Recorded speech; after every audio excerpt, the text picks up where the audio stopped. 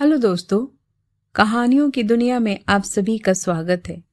आज हम सुनेंगे मालती जोशी जी द्वारा लिखी कहानी माँ, मुझे बस आशीर्वाद दो। तो आइए सुनते हैं। सफर की थकान से बोझिल पलकें खुलने के लिए तैयार नहीं थी, पर भाभी चाय लेकर खड़ी थी। उठना ही पड़ा।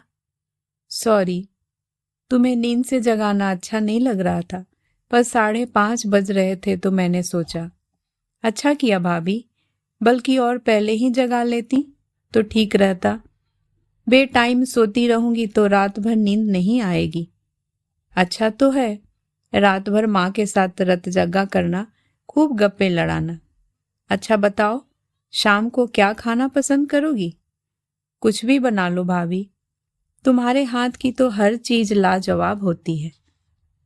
तारीफ करना तो कोई तुझसे सीखे, भाभी ने कहा और खाली कप प्लेट लेकर नीचे उतर गई। कंघी करने के लिए मैंने बाल खोले और आईने में झांका तो लगा माँ के चेहरे की रेखाएं खींच गई हैं। क्या हुआ माँ? मैंने पीछे मुड़कर पूछा। कुछ भी नहीं। फिर भी ज्यादा कुरेदना नहीं पड़ा। माँ तो जैसे खुद ही बताने के लिए आतुर थी।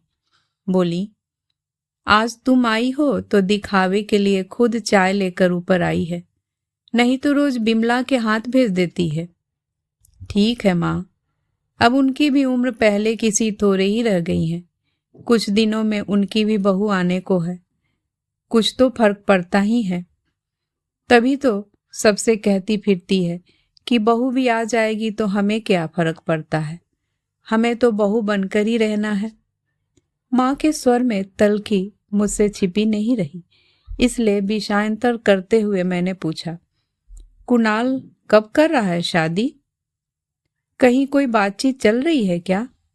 क्या पता, हमें कोई कुछ बताता थोड़ी है। कभी तय भी हो जाएगी तो हमें मोहल्ले वालों से ही पता चलेगा। ये दोनों तो कुछ बताने से रहे। समझ गई कि माँ का मूड उखड़ा हुआ है, इसलिए चुपचाप उठकर कमरे से लगी छत पर आ गई। टूटे बालों का गुच्छा गली में फेंकते हुए पड़ोस के मकान पर नजर पड़ गई। एकदम खंडहर नजर आ रहा था।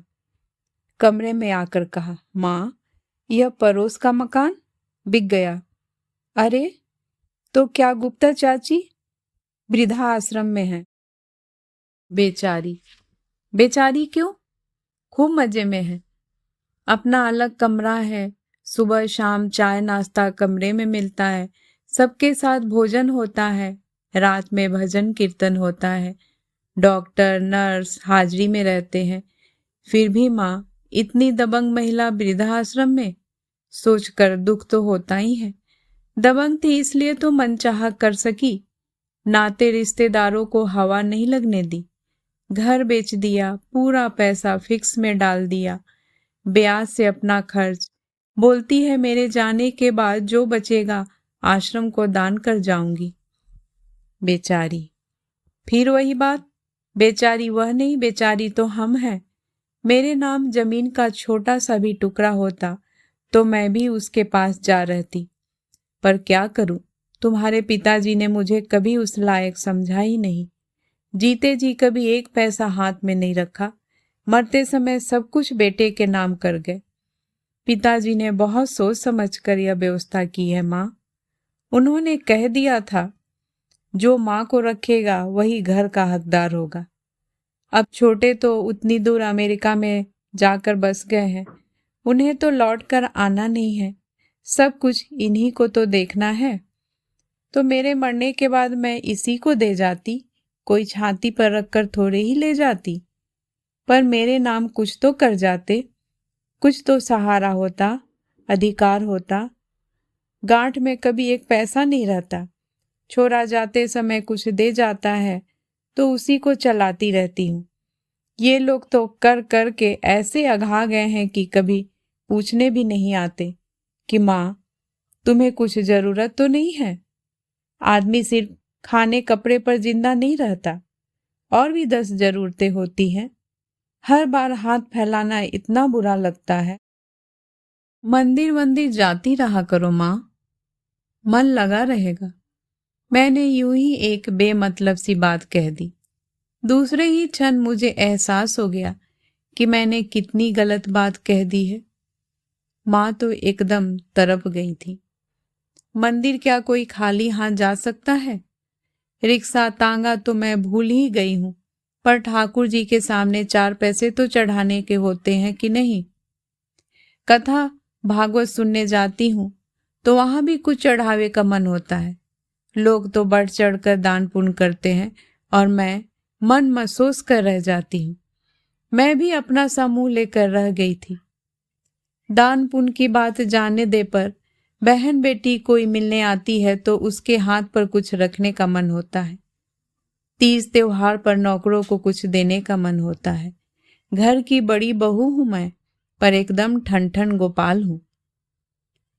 माँ, बहन बेटी जो भी आती है घर से कभी खाली हाथ नहीं जाती, इत्मीनान रखो। जो कुछ भी देते हैं वह मेरे हाथ से ही दिलवा दे तो मेरा भी मन रह जाएगा, पर हवा नहीं लगने देते। जब से छोटू का ग्रीन कार्ड बन गया है तब से तेरी भाभी सबको सुना चुकी हैं। अब तो हमें ही जिंदगी भर झेलना है, हमें मुक्ति नहीं है। अब मैं क्या करूं बता? जबरदस्ती तो मौत को नहीं बुला सकती, वह तो अपने समय से ही आएगी। रात खाना बहुत शानदार बना था, पर माँ की बातों से मन इतना उचाट हो गया था कि मैं उसका ठीक से आनंद भी न ले सकी। बस झूठ मूठ तारीफ करनी पड़ी। खाना खाने के बाद मैं कुछ देर बैठकर भैया भाभी से बतियाती रही। जब आंखें झपकने लगी तो गुड नाइट कहकर ऊपर आ गई। तब तक माँ चादर वादर बदल चुकी थी और बैठकर माला फेर रही थी। मैं चुपचाप जाकर लेट गई। माला एक ओर रखकर माँ ने दरवाजा बंद किया और मेरे पास बैठते हुए बोली, चलो आज तुम्हारे बहाने नीचे डाइनिंग टेबल पर खाने का मौका मिला, नहीं तो रोज कमरे में ही थाली आ जाती थी। क्यों? आए दिन कोई ना कोई खाने पर आया रहता है, उनके बीच मैं कहाँ जाऊंगी? फिर कभी कुछ अल्लम गलम पकता है तब भी मेरे कारण संकोच होता है, इसलिए मेरी थाली ऊपर ही आ जाती है। मैं चुप रही, बोलती भी क्या। माँ ही अपनी सुनाती रही। मुझे नीचे उतरे 8-8 दिन हो जाते हैं।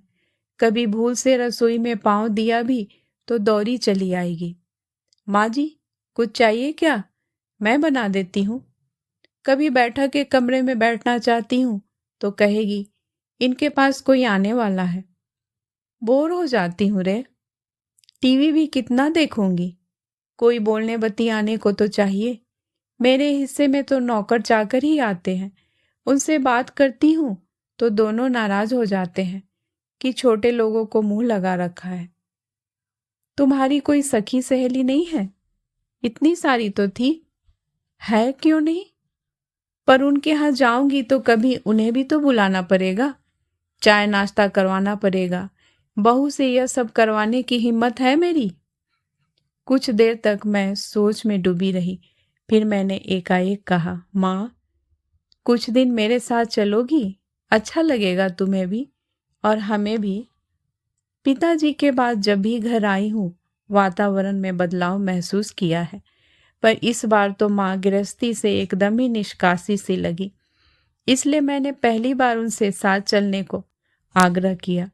संयोग से मेरी सासू माँ भी इन दिनों देवरानी के प्रसव के लिए अमेरिका प्रवास पर थी, इसलिए माँ को संकोच भी नहीं हुआ। मैंने डरते डरते भैया के सामने यह प्रस्ताव रखा। मन ही मन एक लंबी भूमिका भी बना ली थी कि गुप्ताइन के चले जाने से माँ अकेलापन अनुभव कर रही हैं।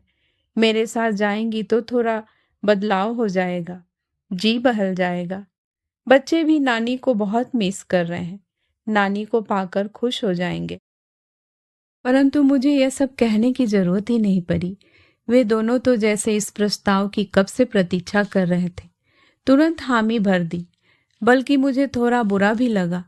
थोड़ी आनाकानी करते तो अच्छा लगता। भैया स्टेशन पर छोड़ने भी आए पर मौन ही बने रहे। बस इतना भर कहा कि पहुंचकर फोन कर देना। माँ से इतना तो कह सकते थे कि अपना ख्याल रखना, जल्दी लौटना, नहीं तो यहाँ बहुत सुना लगेगा। यह बात माँ को भी अखर गई होगी। पूरे रास्ते वह गुमसुम सी बनी रही। आखिर मुझे कहना ही पड़ा, माँ, मैं तुम्हें जबरदस्ती तो नहीं लाई हूं ना? क्या सचमुच तुम्हारा मन आने का नहीं था? नहीं रे, बल्कि मैं तो अपने राम लखन को देखने के लिए बेताब हूं। उन्हें देखे कितने दिन हो गए। तू भी तो हर बार अकेले चली आती है। उनकी पढ़ाई हर्ज होती है माँ। अब यह थोड़े ही कह सकती थी कि सासू माँ बच्चों से कुरेद कुरेद कर सब पूछ लेती हैं। तुम्हारे चेहरे से तो कहीं नहीं लगता कि तुम अपने नवासों को देखने के लिए व्याकुल हो। जरा शक्ल देखो अपनी, 12 बज रहे हैं। बुरा लग रहा है रे। इस लड़के की अकल तो देखो। जानता है बेटी के घर जा रही हूं, क्या 150 रुपए भी हाथ में नहीं रख सकता था? बस टिकट निकाल दिया और फर्ज पूरा हो गया। अच्छा, इसलिए तुम मुंह फुलाकर बैठी हो? तो राज की बात सुनो। सुबह तुम जब नहाने गई थी ना, तब भैया ऊपर आए थे। उन्होंने तुम्हारे लिए रुपए दिए हैं, पर भाभी से छुपा कर दिए हैं, इसलिए मैंने वहां चर्चा नहीं की। कहीं तुम कुछ कह बैठती तो वहां महाभारत मच जाता। माँ के चेहरे की तनी हुई रेखाएं कुछ ढीली हुई और मैंने राहत की सांस ली। घर पहुंचकर मैंने 5,000 रुपये उनके हाथ में दिए। उन्होंने एक बार अविश्वास से मुझे देखा और फिर रुपए चुपचाप अपनी संदूक में रख दिए। माँ मेरे यहाँ कुल 2 महीने रही। वह समय बहुत अच्छा बीता, मेरा भी और माँ का भी। बच्चे भी खुश थे। हम लोगों ने खूब मज़े किए, पिकनिक पर गए, पार्क की सैर की, मॉल में घूमे, ठेले पर चाट खाई, होटल में खाना खाया, मंदिरों में दर्शन किए, हॉल में पिक्चर देखी, घर पर पुरानी फिल्मों की डीवीडी लाकर देखी। माँ के लिए साड़ियाँ खरीदी गई, उन पर बाकायदा फॉल पिको करवाया गया, मैचिंग ब्लाउज सिलवाए गए। पुरानी साड़ियों को ड्राई क्लीन और रोलर प्रेस करवाकर प्रेजेंटेबल बनाया गया। माँ से मैंने 2-3 तरह के अचार बनवा लिए। खस्ता कचौड़ी, मठरी, बेसन के लड्डू, गाजर का हलवा बनवाया। तरह तरह की भरवा सब्जियां और कोफ्ते बनवाए। दामाद एकदम खुश थे। उनसे ज्यादा माँ खुश थी। पिछले दिनों रसोई से जैसे उन्हें देश निकाला दे दिया गया था। मेरी रसोई में वे मुक्त होकर अपना हुनर दिखा रही थी। मैंने माँ की मामा मौसियों से फोन पर बात करवाई। एक बार तो छोटे भैया को भी फोन लगा दिया।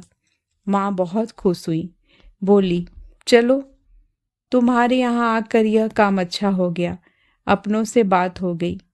वहाँ फोन आता भी है तो अक्सर तो मुझे बताते ही नहीं है, बताते भी हैं तो मेरे नीचे उतरने तक फोन कट ही जाता है। मैं कभी करना चाहूँ तो 100 बात पूछती है, क्यों करना है, क्या कहना है। अभी 15 दिन पहले तो बात हुई थी। छोटे से तो आधी रात को बात होती है, मुझे पता ही नहीं चलता। इसी बीच माँ का जन्मदिन पड़ा। अब तक तो कभी मनाया नहीं था, पर मुझे तिथि याद थी इसलिए धूमधाम से मनाया। माँ से हमने होटल में शानदार पार्टी ली। फिर हम सब ने मिलकर उन्हें एक मोबाइल भेंट किया। बच्चों ने उन्हें सारे फंक्शन समझा दिए। मैंने मामा के, मौसियों के, छोटे भैया के नंबर फीड कर दिए। मेरा और बड़े भैया का भी कर दिया। बड़े का नंबर क्यों दे रही है? एक ही घर में रहते हैं फिर भी तो बात नहीं होती। अब फोन पर क्या बात करेंगे? उनका नंबर सबसे ज्यादा जरूरी है माँ। ऊपर के कमरे में अकेली टंगी रहती हो, रात बेरात कुछ होने लगे तो उन्हें बुला तो सकती हो। माँ ने विरक्ति से मुंह बिचका दिया, पर मैंने ध्यान नहीं दिया। भैया का नंबर मैंने इसी उद्देश्य से भर दिया था। फोन पाकर माँ इतनी उत्साहित थी जैसे किसी बच्चे को नया खिलौना मिल गया हो। उन्होंने बारी बारी से सबको फोन किया और बड़ी ठसक के साथ अपना नंबर बताया। छोटे भैया को भी फोन करके बता दिया कि कभी भूल से माँ की याद उसे आए तो इस नंबर पर फोन कर लेना। इसकी फीस कब भरनी होगी? माँ ने मासूमियत से पूछा। उसकी चिंता तुम मत करो, यह जिम्मा मेरा है, मैंने आश्वस्त किया। मैं तो चाह रही थी कि माँ कुछ दिन रहे। मेरी सासू माँ को आने में भी 2 महीने बाकी थे, पर माँ बोली, बेटी के घर ज्यादा दिन रहना ठीक नहीं है। वे लोग तो मुझे तुम्हारे भरोसे छोड़कर निश्चिंत हो गए हैं। अगर यहीं बनी रही तो मेरा कमरा भी किराए से चढ़ा देंगे। जाते समय मैंने कुछ रुपए उनके पर्स में रख दिए तो बोली, छोटू ने भेजे हैं क्या? छोटू क्यों भेजने लगा? मैं तुम्हारी कमाऊ बेटी नहीं हूं क्या? मैंने दिए हैं। नहीं, मैंने सोचा तब बड़े ने दिए थे, अब शायद छोटे ने भेजे होंगे। मैंने चौंक कर माँ की ओर देखा। उनकी आंखें शरारत से चमक रही थी। तुम्हें क्या लगा? तुमने कहा और मैंने मान लिया? अरे, जो लड़का बीबी से छुपाकर मेरी खांसी की दवाई नहीं ला सकता, वह एक मुश्त मुझे 5,000 देगा? मैंने शर्म से सिर झुका लिया तो मेरे सिर पर हाथ फेरते हुए बोली, तुम शर्मिंदा क्यों हो रही हो? शर्मिंदा तो उन्हें होना चाहिए। तुमने तो मुझे इतनी खुशी दी है कि उसका मोल नहीं हो सकता। वैसे भी मेरे पास आशीर्वाद के सिवा देने के लिए कुछ है ही नहीं। तुम्हारी ये खुशियां मुझ पर उधार रही। कैसी बात करती हो माँ? तुम्हारा आशीर्वाद ही तो चाहिए, बाकी तो ईश्वर का दिया सब मेरे पास है, मैंने कहा और माँ के आंचल में मुंह छुपा लिया। माँ मेरे सिर पर धीरे धीरे हाथ फेरती रही। लगा जैसे मुझ पर आशीर्वादों की वर्षा हो रही है। कहानी सुनने के लिए बहुत बहुत धन्यवाद। मैं फिर हाजिर होंगी एक नई कहानी के साथ। तब तक के लिए नमस्कार।